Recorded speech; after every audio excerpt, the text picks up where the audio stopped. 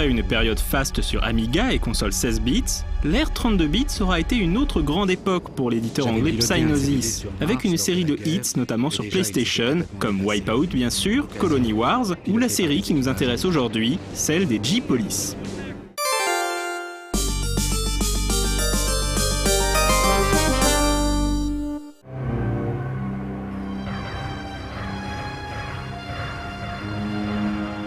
Le développement de G-Police débuta dès 1995 au sein du studio The Wheelhouse, basé à Stroud dans le Gloucestershire.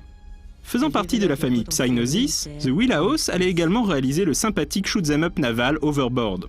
G-Police dépeint un monde futuriste, lourdement inspiré de Blade Runner et de la littérature cyberpunk. Le jeu se déroule en l'an de grâce 2097 sur Callisto, une des lunes de Jupiter que l'humanité a colonisée. Les habitants vivent dans des cités-dômes, reliées entre elles par des tunnels. Callisto est principalement contrôlé par des méga-corporations, même si la police gouvernementale, la fameuse G-Police, tente tant bien que mal de faire régner un semblant de justice et d'équité, devant le plus souvent faire avec un matériel vétuste comparé aux moyens à disposition des corpos. Le jeu commence alors que le héros, un ancien pilote militaire nommé Slater, rejoint la G-Police sous une fausse identité pour élucider la mort mystérieuse de sa sœur Hélène, qui faisait justement partie des forces de l'ordre de Callisto. Hélène Slater était l'une de ses idéalistes. Elle pilotait le Havoc pour la 4e fois sur Callisto, et aujourd'hui elle est morte. Le rapport parle de suicide, mais Slater n'y croit pas, et soupçonne qu'un complot se trame dans l'ombre.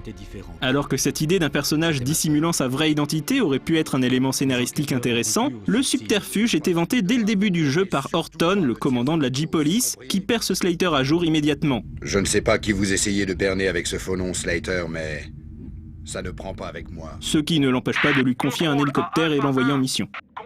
Les premières missions du joueur le mettront aux prises avec les gangs qui terrorisent la population de Callisto.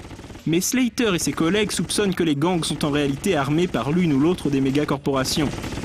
Rapidement, les flics gouvernementaux se retrouvent confrontés à une menace plus sordide, un complot visant à numériser la conscience des meilleurs pilotes pour en faire des IA, de véritables fantômes dans la machine, qu'une des corporations pourrait ensuite dupliquer et vendre au plus offrant. Cette intrigue, plutôt riche pour un shoot'em up, était racontée à grand renfort de cinématiques en images de synthèse très soignées. Et tuer, c'est tout ce qui compte. Quand ils sont arrivés dans les colonies, les G-Police opéraient comme n'importe quelle autre force terrestre. Ils ont été massacrés sans pitié. D'un point de vue gameplay, G-Police est un shooter 3D dans lequel le joueur a toute liberté de se déplacer dans son environnement à 360 degrés. On pense immédiatement à des titres comme Terminal Velocity, Descent ou Extreme Assault. G-Police se démarque en proposant des environnements urbains complexes, la présence de civils et un découpage sous forme de missions aux objectifs variés comme escorter un convoi de police, scanner des véhicules suspects et bien entendu tirer sur les méchants. Les munitions étant limitées, le joueur devait faire preuve de stratégie pour espérer survivre, d'autant plus que le niveau de difficulté était assez élevé. À l'époque de sa sortie, G-Police extasiait par ses graphismes qui mettaient en scène des cités tentaculaires et des effets de lumière impressionnants.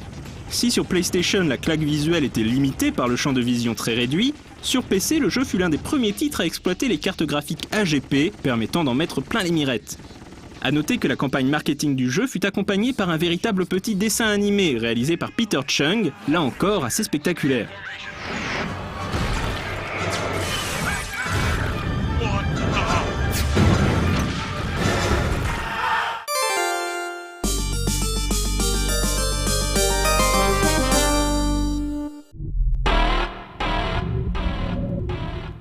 Deux ans plus tard, Psygnosis sort G-Police Weapons of Justice, une suite peu connue au jeu original. Si le gameplay n'a pas beaucoup changé, les véhicules disponibles ne se limitent plus aux hélicoptères. On pourra ainsi piloter un camion blindé, un méca bipède et un vaisseau spatial. Les interactions possibles entre Slater et ses équipiers ont également été renforcées, donnant au jeu un côté plus tactique. Le studio Wheelhouse a également tenté de remédier au problème de visibilité du premier épisode, grâce à un système d'affichage en fil de fer des bâtiments lointains.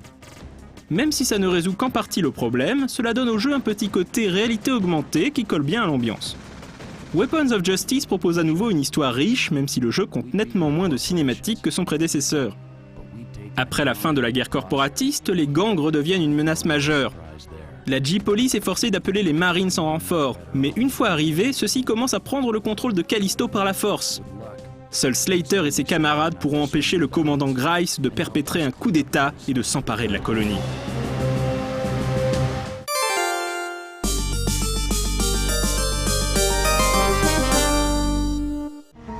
Bien que la fin de Weapons of Justice laissait présager une suite, le studio Wheelhouse fut fermé à l'orée des années 2000. Les jeux J-Police, malgré de bonnes critiques, ne rencontrèrent qu'un succès modeste auprès du public, poussant Psygnosis à interrompre la série après seulement 2 épisodes. Dommage.